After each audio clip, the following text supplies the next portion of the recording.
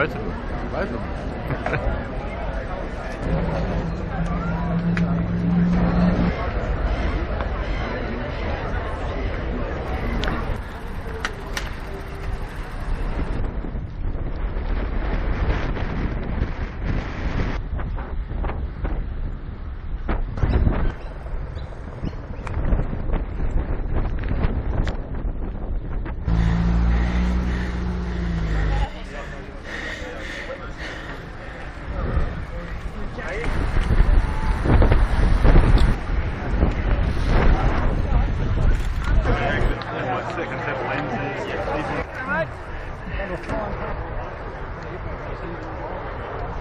Fortunately, I was with the film crew for the 14 days and I got to spend some closer moments with them and some of the other riders that are here today. I'd just like to mention a couple of moments along that ride, just a couple of the endearing qualities and also the racer in Mike, because he had some fight. I remember the night before the race started, and everyone was down having a few beers at the local at the Fremantle. Mike was up in his room. He was meticulous, absolutely meticulous with his preparation. We didn't see him until the last hour and he came down and then he went straight back to bed. He was fairly focused, but he still had time to come down and speak to all the riders and share some wisdom. Not that he let on too much. The next morning, one of the moments I really remember was when all the riders, 70 riders, took off from the South Mole lighthouse.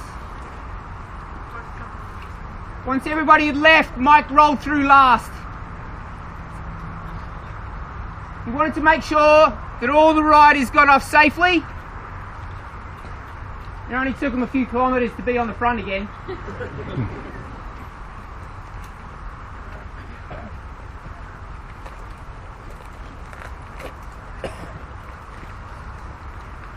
There were strong tailwinds the first day, and then the rain came.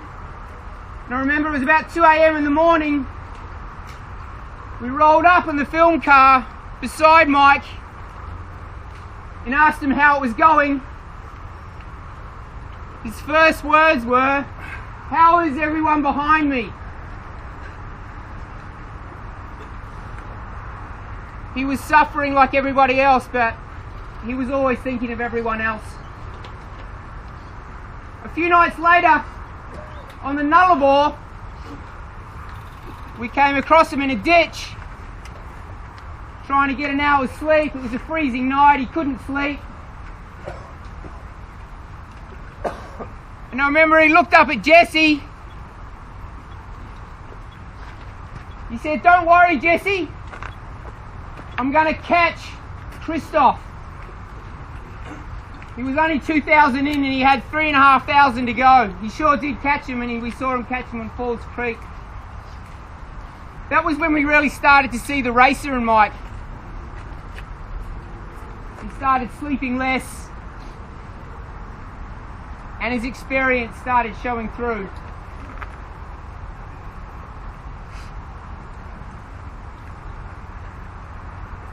We also had some fun times with him. Remember at Border Village, halfway on the where the West Australian border meets the South Australian border, he decided to grab a motel room for a couple of hours, and he crawled out of the hotel room and onto his bike. He was about to take off and another rider came in for breakfast. Mike got off his bike and had a coffee with him.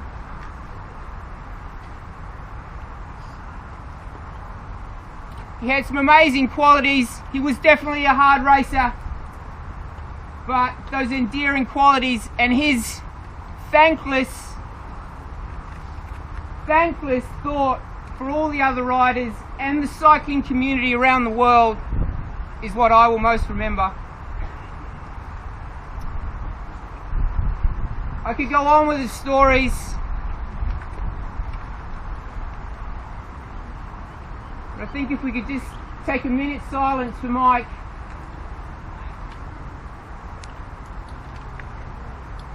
He will be sorely missed.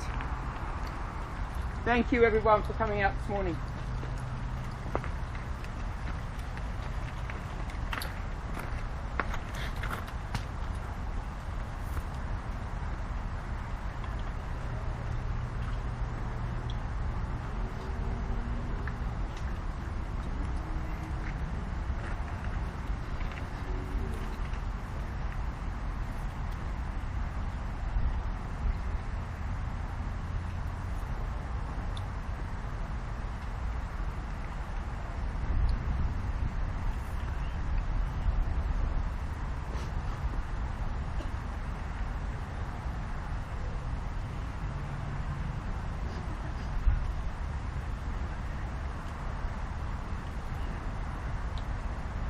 Thank you.